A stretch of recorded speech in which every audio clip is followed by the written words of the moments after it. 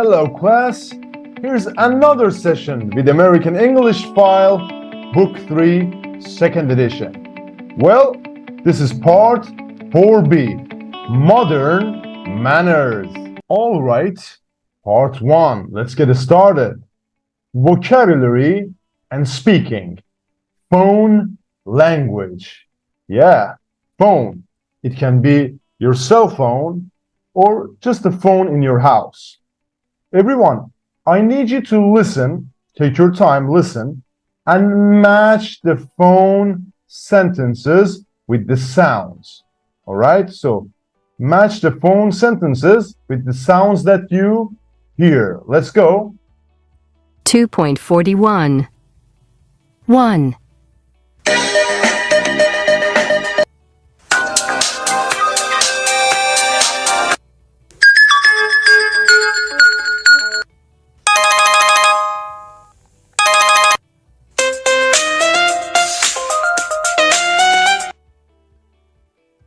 2. All right, so for 1, what is the answer? 1. She's choosing a new ringtone. Very good. You know the drill. Number 2. Let's do it together. Goodbye. 3.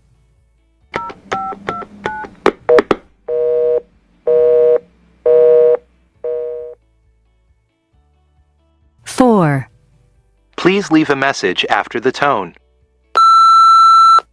Hi, Jack. It's Sandra. I was just calling to confirm that meeting. 5.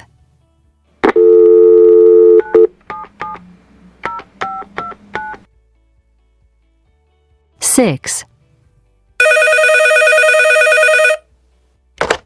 Hello?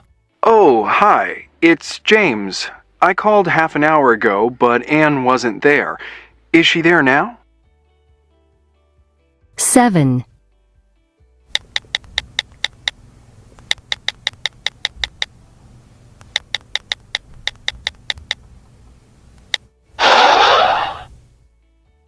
'All right, very good. You did great. So number 1, she's choosing a new ringtone. Number 2, she just hung up. Number 3, the line's busy. Number 4, she left a message on his voicemail. And number 5, he's dialing a number.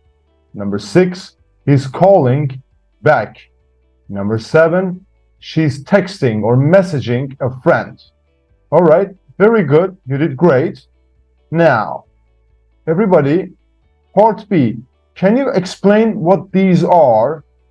Skype, a screensaver, silent or vibrate mode, quiet zones, instant messaging. All right, take your time, speak with your friends, and tell me what do these words mean.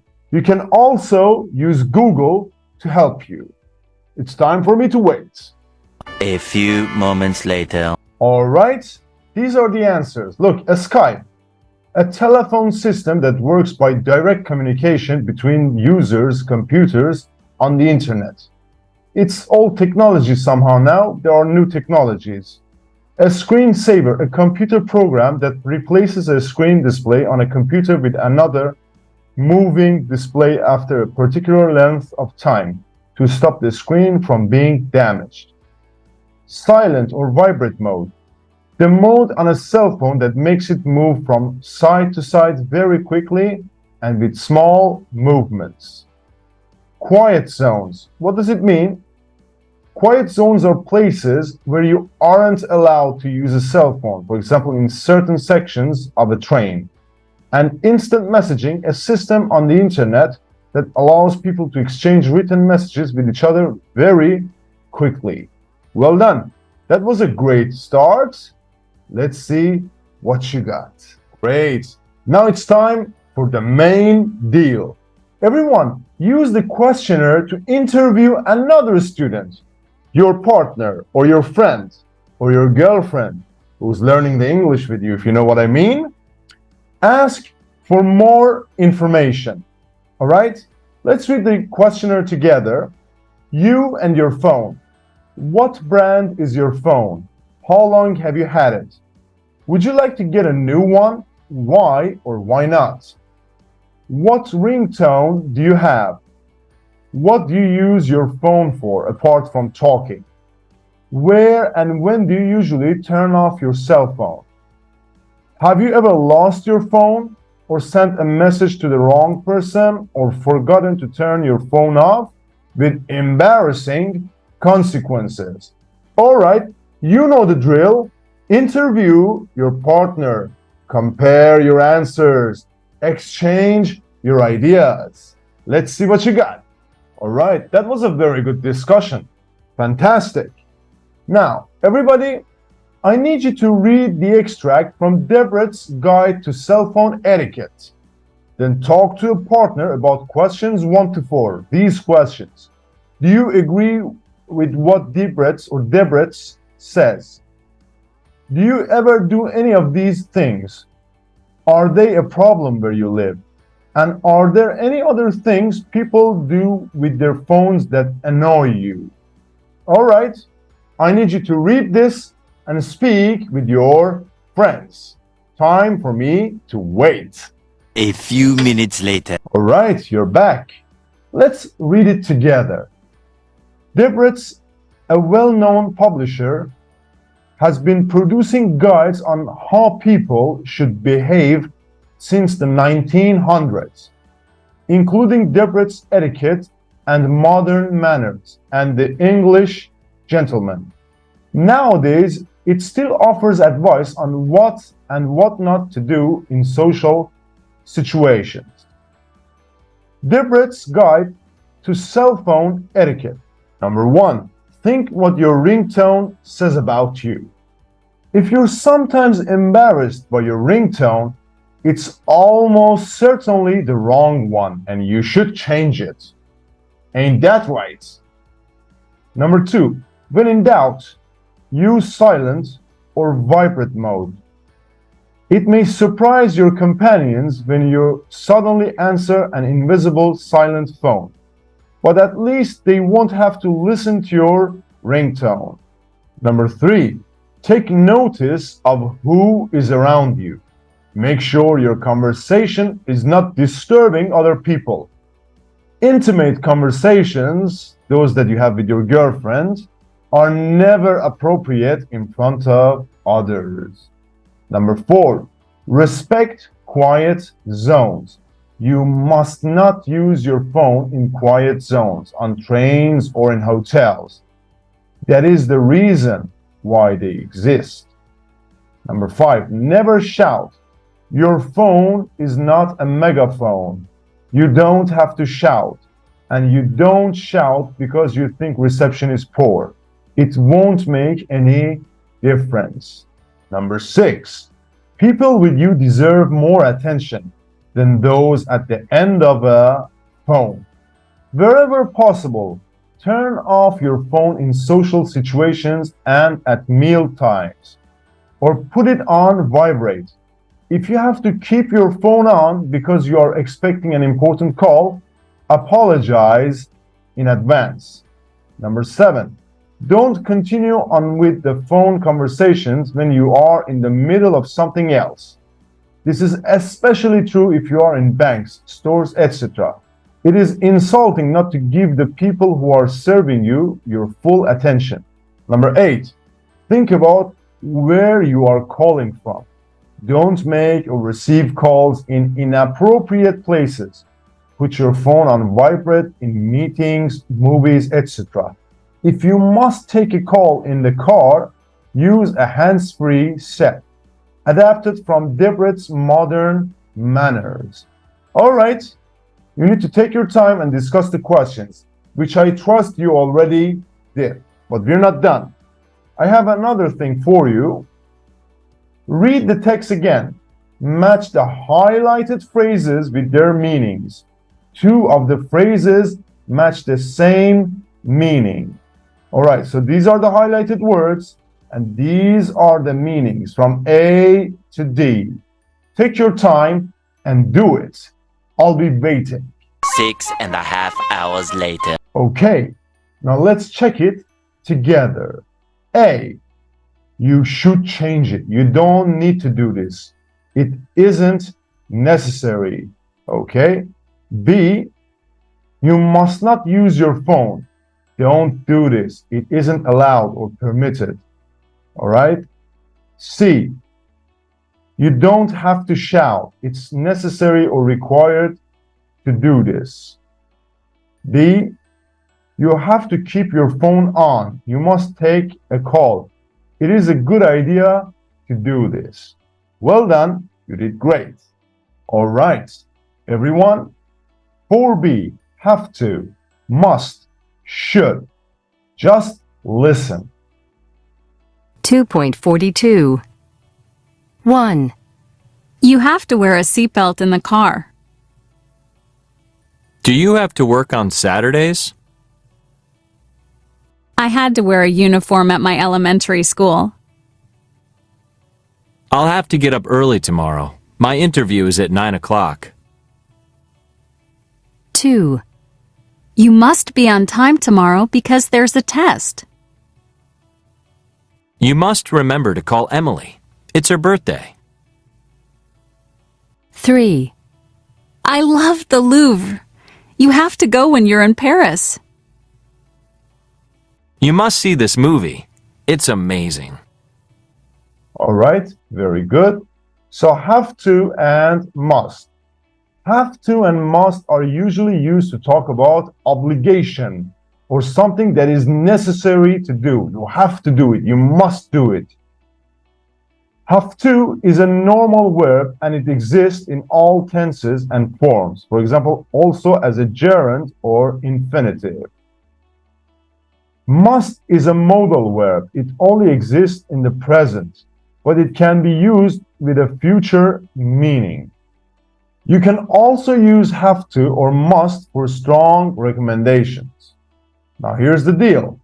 Have to or must. Look, have to and must have a very similar meaning, and you can usually use either form. So what's the difference? Let me tell you. Have to is more common for general, external obligations, for example, rules, laws. Must is more common for a specific, something special, for example, on one occasion, or personal obligations. Let me show you. I have to wear a shirt and tie at work. It's a rule in this company. So it's a rule, it's external obligation. I must buy a new shirt. This one is too old now. It's my own decisions. Personal obligations. Have got to. Have got to is often used instead of have to in spoken English. For example, I've got to go now. It's very late. You know, in American we say, I gotta go. I've got stuff to do. So I gotta go. I've got to go now. It's very late. You can use it instead of have to when speaking, right? There's more. Follow me. Don't have to. Listen. 2.43. You don't have to pay. This museum is free. You don't have to go to the party if you don't want to. All right. Don't have to.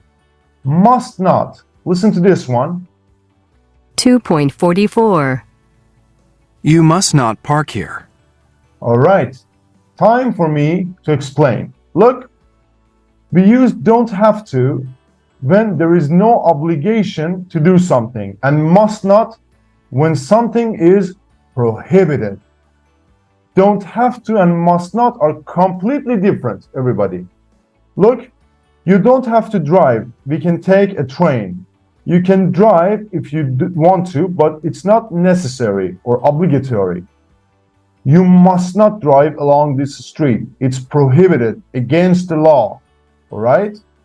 You can often use can't or not allowed instead of must not. You must not, can't, or you're not allowed to park here. Very good. One more thing. Should and shouldn't, plus the base form. First, listen. 2.45. You should take warm clothes with you to Quito. It might be cold at night. You shouldn't drink so much coffee. It isn't good for you. I think the government should do something about unemployment. All right, great. So, should is a different story, but similar. Should is not as strong as must and have to. We use it to give advice or opinion. It's not obligation. Or to say if we think something is right or wrong, right? Should is a modal verb. The only forms are should and shouldn't. All right, you know all of them right now. Let's practice together. All right, it's your time to shine. A. Complete with the correct form of have to. It can be either positive, negative, or question mark. For example, I'll have to call back later because the line's busy, right? Part B. Circle the correct form and check if both are possible. You know the drill. I need you to stop the video, take your time, and do it yourself. No help from anyone, just you. Very good. Now, if you have done it, I need you to put your heads together, check your answers, right? And now it's my turn to help you. Number 1, passengers have to turn off their laptops during takeoff. Number 2, did you have to do a lot of homework when you were in school? Number 3, my sister's a nurse, so some weeks she has to work nights. Number 4, have you ever had to have an operation? Number 5, Saturdays are the best day of the week. I love not having to get up early. Very good. Number 6, I had to leave a message on her voicemail because she wasn't in.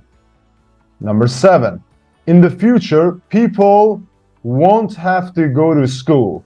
They'll study at home. Number 8, with old cell phones, you used to have to charge the battery more often. Number 9, does your boyfriend have to answer his work emails on weekends? And the last one, the exhibition was free, so I didn't have to pay. Well done. So far, so good. Next one. Number 1, do you think we should text Dad to tell him we'll be late, or we have to? Both of them are possible. Number 2, you must not send text messages when you are driving. It's the law. It's an obligation from outside. Number 3, a pilot has to wear a uniform or must wear a uniform when he is at work. Number 4, you must not talk on your cell phone when you're filling up the car with gas. Number 5, both of them are correct.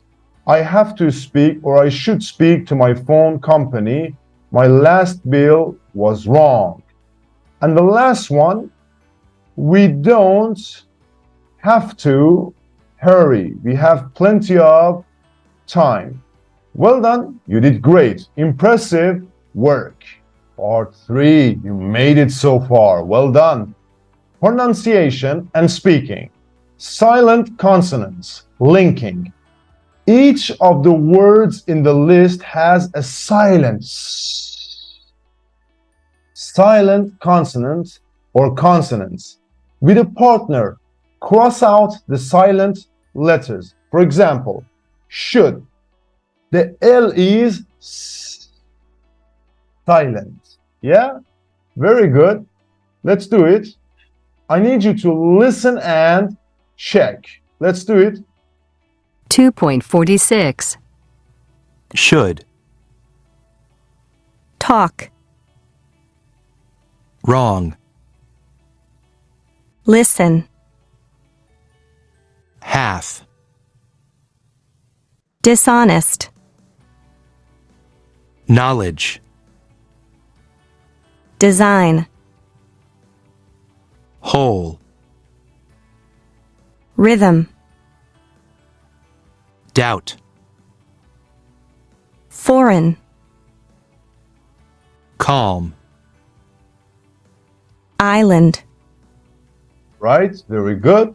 So, should. L is silent. Talk. L is silent. Wrong. W is silent. Listen. T is silent. Have.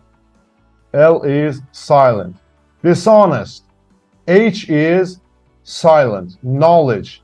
K is silent. Design.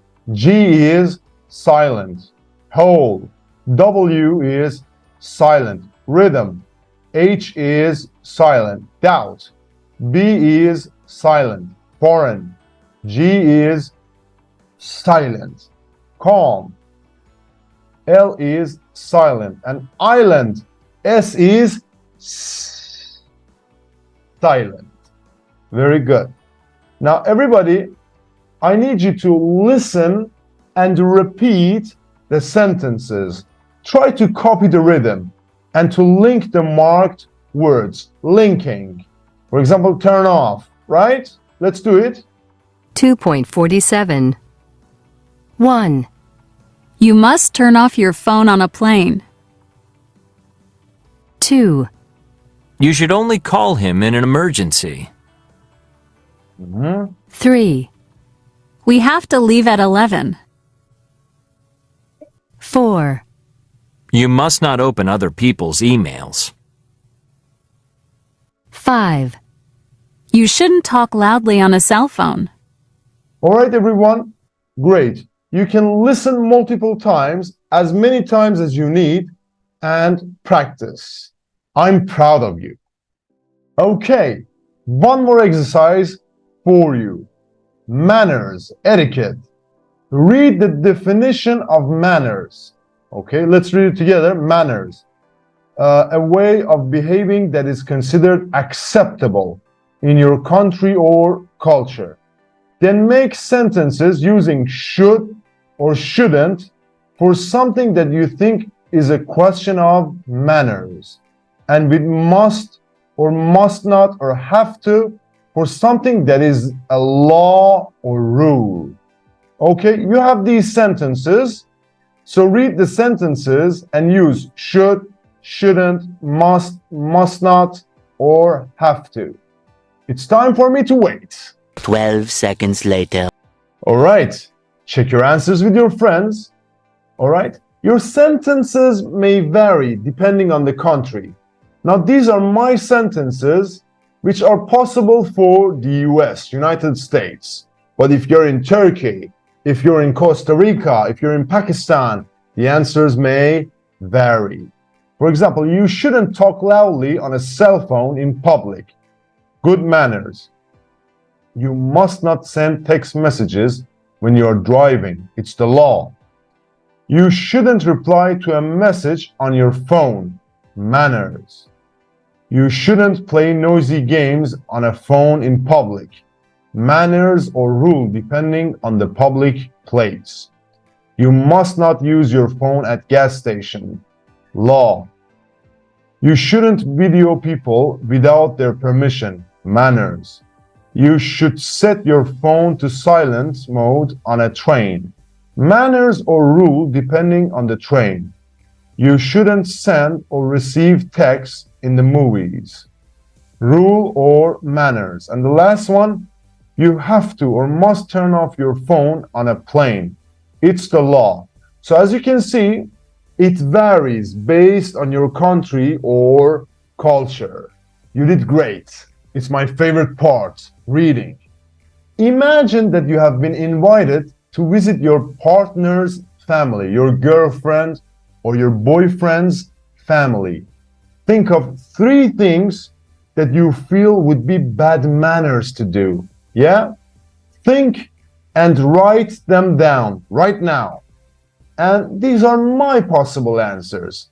Not to bring a present, use your cell phone at the dinner table, and not say please or thank you, use bad language, say that you don't like the food, etc. Or for example, call them by their first names before getting the permission. All right, good. Write your answers now. Everyone, two sides to every story. Read the article. Did Heidi do any of those things? What did she do wrong according to Mrs. Byrne? And whose side would you take? All right, take your time, read the story, and answer the questions. Tomorrow. Okay, let's read it together. I'm curious. Everyone knows it can be difficult to get along with your in-laws, but for 29-year-old Heidi Withers, it may now be impossible. Why? Heidi was invited to spend the weekend with her fiancé Freddie's family at their house. All right, nice. But soon after they returned home, Heidi received a very nasty email from Caroline Byrne, Freddie's stepmother, criticizing her manners or behavior. Here are a few examples of your lack of manners. When you are a guest in another person's house, you should not declare what you will and will not eat unless you are allergic to something. You should not say that you do not have enough food. You should not start before everyone else. You should not take extra helpings without being invited to by your host. You should not lie in bed until late morning. You should have sent a handwritten note after the visit. You have never written to thank me when you have stayed. All right, Heidi was shocked and immediately sent the email onto some of her close friends. Surprised and amused, the friends forwarded it to other people, and soon the email had been posted on several websites, with thousands of people writing comments about the mother-in-law. All right, so this is the list. She told Mrs. Byrne food that she liked and disliked. She said she didn't have enough food. She started eating before everyone else. She helped herself to more food before Mrs. Byrne had offered her more. She stayed in bed late and she didn't send a handwritten card after the visit. All right, that's very funny actually. Let's continue. All right, in the next part, I need you to find the words or phrases in the article that mean these definitions. All right, again, I'm gonna wait. Take your time and do it. Day 2. Right, check your answers with your friends. Number 1, a fiancé, a man to whom you are going to get married or you're going to be married. Number 2, nasty, unpleasant. Number 3, criticize, saying what is bad or wrong with somebody or something. Number 4, lack, not having enough of something. Number 5, a guest, a person who you invite to your house. Number 6, a host, a person who receives a visitor. Number 7, forwarded, sent an email or message received to another person. Now here's the interesting part. All right, people commented on social media. All right, now read some of the comments that were posted. Write H next to the ones that support Heidi and C next to the ones that support Caroline, the in-law, the mother-in-law, Mrs. Byrne, right? Very good. And remember, should have, we use should have to talk about something that happened in the past that you think was wrong. You should have written me a thank you letter, for example. You didn't write to me, and I think this was wrong. All right, let's do this one together, shall we? Right, the first comment. Mrs. Byrne says Heidi should have sent a handwritten thank you note. However, she sends this letter by email. We are in the 21st century. Nobody sends handwritten letters anymore. So this one supports Heidi. Okay, the second comment. Why do we hear nothing about Freddie's role in all this? Why didn't he prepare Heidi? He must know what his stepmother is like. He could also have prepared his family by telling them about any eating problems his girlfriend has. Okay, so this one supports Heidi as well. Number 3, the email was a private communication. I don't think Heidi should have sent it on to her friends. It makes me think that Mrs. Byrne might be right about her bad manners. This one supports Carolyn. Number 4, the stepmother seems to be extremely jealous of Heidi. Maybe she wants to keep Freddie all to herself. If I were Heidi, I would leave them, or I would leave him. Heidi. Number 5, the mother-in-law may have a few good points, but she should have spoken to Heidi face to face and not sent her an email. So it's half and half. It supports Heidi and Carolyn. Number 6, I think that the one with the extremely bad manners is Mrs. Byrne. All right, this one supports Heidi as well. And the last one, Mrs. Byrne, I agree with every word you say. Young people just don't have any manners nowadays. I hope Freddie comes to his senses and finds someone better. This one completely supports Carolyn. Now, I have one more question. What is your comment? And I need you to write your comments one by one and compare them with your friends. What do you think? Who is right? Who is wrong? You're doing great. Part 5, listening. Listen to Caroline Halloran, who is dating Jason Wynn, talking about the differences between Burmese manners and American manners.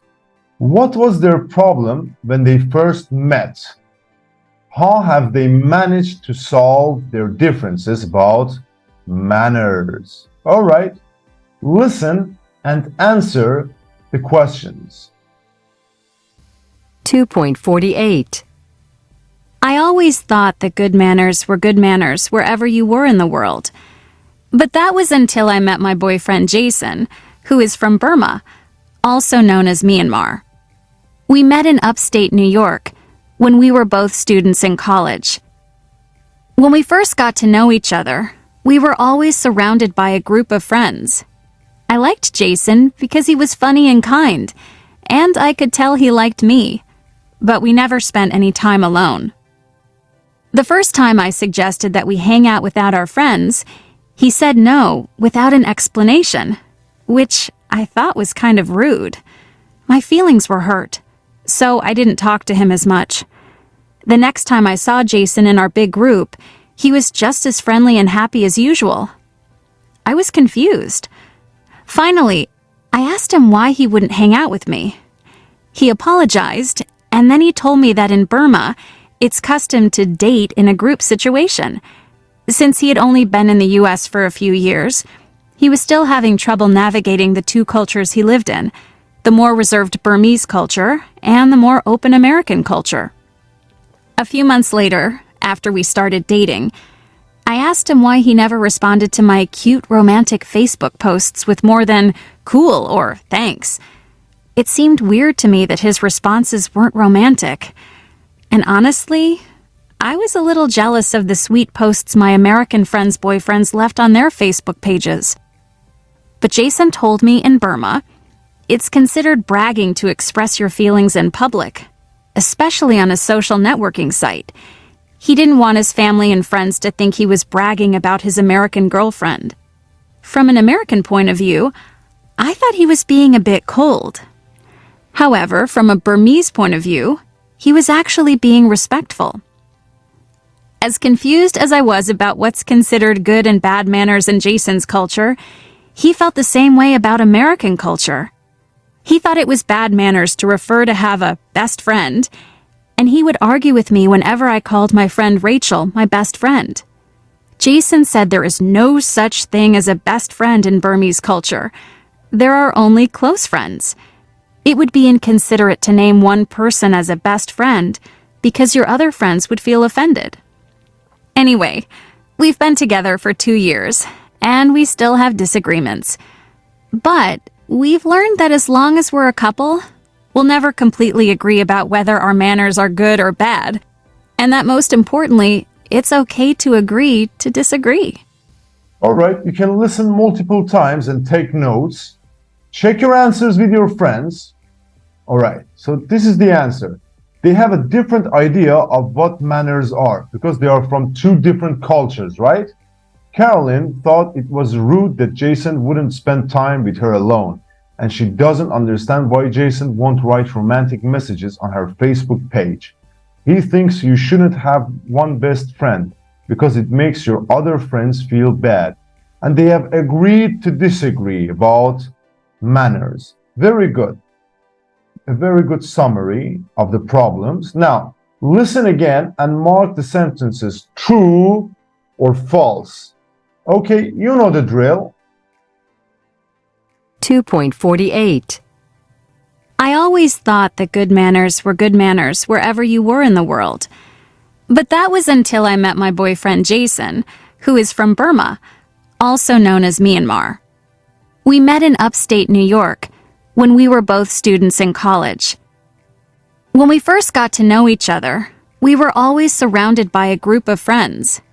I liked Jason because he was funny and kind, and I could tell he liked me, but we never spent any time alone. The first time I suggested that we hang out without our friends, he said no without an explanation, which I thought was kind of rude. My feelings were hurt, so I didn't talk to him as much.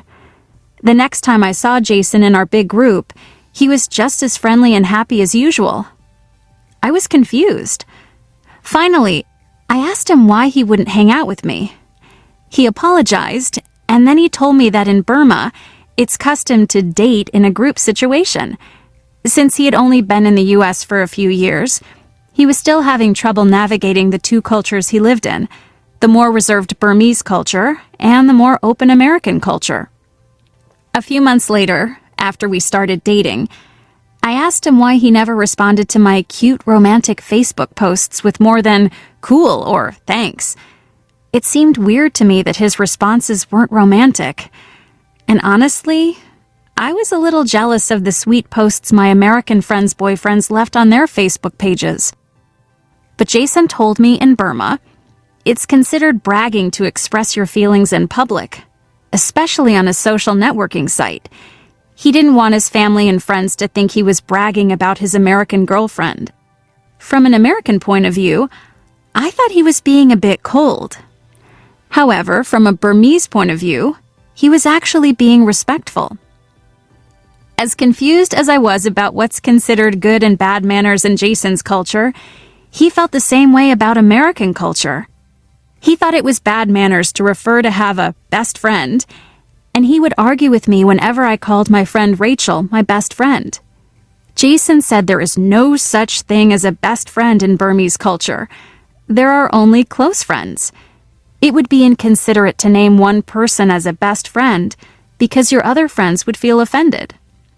Anyway, we've been together for 2 years, and we still have disagreements. But we've learned that as long as we're a couple, we'll never completely agree about whether our manners are good or bad, and that most importantly, it's okay to agree to disagree. All right, very good. Check your answers with your friends. Number 1, Jason thought Caroline was rude when she asked him to hang out with her. False. Caroline thought Jason was rude. All right, it's the other way around. Number 2, in Burma or Myanmar, it's okay to spend time alone with someone at the beginning of a romantic relationship. False. In Burma, it's custom to date in large groups. Number 3, Burmese culture is not as open as American culture is. It's true. Number 4, Jason wrote long responses to Caroline's Facebook romantic posts. False. He wrote very short responses, like cool. Number 5, Caroline wants Jason to stop bragging about the relationship to his family and friends. Of course, it's false. Jason didn't talk about Caroline at all to his friends and family. Number 6, Jason sometimes gets confused about good and bad manners in the US. It's true. And the last one, it says Caroline and Jason don't argue about manners anymore. Of course, false. They still have disagreements, but they have agreed to disagree. They have accepted their differences. Well done, everyone. You did very good. Brilliant. Okay, this is the last set in the house. Speaking. Everybody in groups talk about each thing in the good manners questionnaire. Do you think it's good manners, bad manners, or not important, not necessary? Why? For example, look, I think it's very rude to criticize the food if you are in somebody's house. I think it depends. It's subjective. It's okay if you know the person very well or if it's a member of your family, right? So everybody read these, all right, do the questionnaire. You can mark them good manners, bad manners, or not important. And after that, you get to talk. You can compare your answers. You can compare your cultures and exchange your ideas. But before we start, let me read the questionnaire. For example, when you are invited to somebody's house, criticize the food. You can mark it good, bad, or not important. Take a present. Write an email to say thank you. Arrive more than 10 minutes late for lunch or dinner. When you are having a meal with friends in a restaurant, leave your cell phone on silent on the table in front of you. Answer or send a text or a message. Make a phone call. On social networking sites like Instagram, like Twitter, post a private message or conversation on an internet site.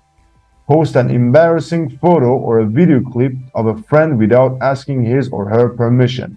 Or post all the details of your breakup with a partner. Or when greeting people, saying hi. Use more formal language when speaking to an older person. Or kiss a woman on the cheek when you meet her for the first time. Or use your partner's parents' first names.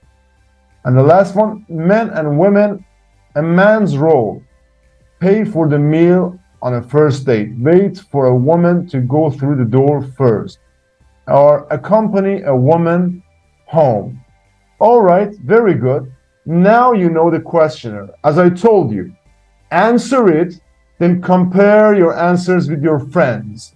Exchange your ideas. Again, compare your cultures, right? Outstanding. Well done, everyone. You did great. As always, if you have a question, let me know in the comments. And if you find my work useful, why not like and subscribe? I also have Instagram and TikTok in that I share short videos. If you like, you can follow me on that platform as well. Anyway, everybody, the journey continues. I will teach you as long as I live. I apologize if I sometimes upload with delays. You know, I have so many responsibilities and I have so many students to teach at the same time. But thank you for being with me on this journey. Everyone, I need you to believe in yourself. It all comes with discipline. Have a goal notebook like this one. Write your goals and put your goals in small portions and achieve a goal every single day. It's every day's thing. I have one. You should get one too. See you soon, my friends. Bye.